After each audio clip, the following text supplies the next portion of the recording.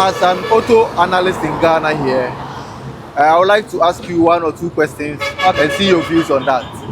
Okay. Many Ghana car dealers say Chinese cars are taking over their market and affecting their business. What is your view on this situation? Well, the growth of Chinese cars in Ghana is not surprising.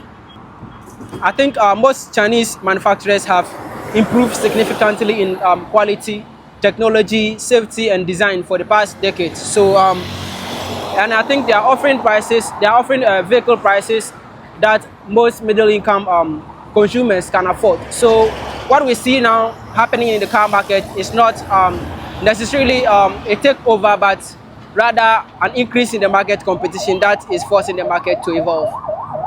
Yes, so that's my take on that. Okay, so my second question is that many Ghanaian believe local car dealers sell vehicles at much higher prices than in the countries like the USA, the Canada, or Dubai. Why do you think this perception exists? Well, there is a little bit of truth to that perception of Ghanaians, but mostly the comparison is not always complete because cars that are imported into the country goes through shipping cost and registration cost. That's when you are importing it from overseas.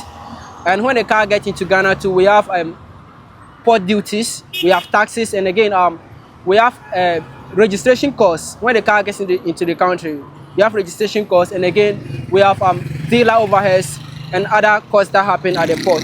However, some of the consumers also do an online price comparison and sometimes discover a large price difference that make our local pricing seems to appear excessive.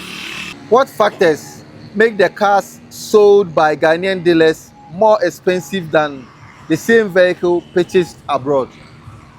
So I think there are a lot of factors that contribute to the high prices of cars in the Ghana dealer market, which some are shipping and logistic costs.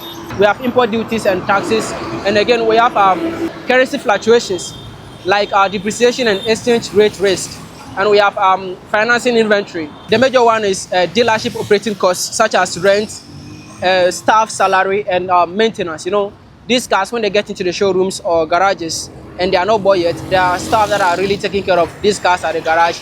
Their salaries need to be paid, and again, most importantly, rent need to be paid and maintenance need to be made on these cars that are at the showrooms or garages that are not yet sold, so that they will be in the perfect conditions for buyers to come and buy. So all these are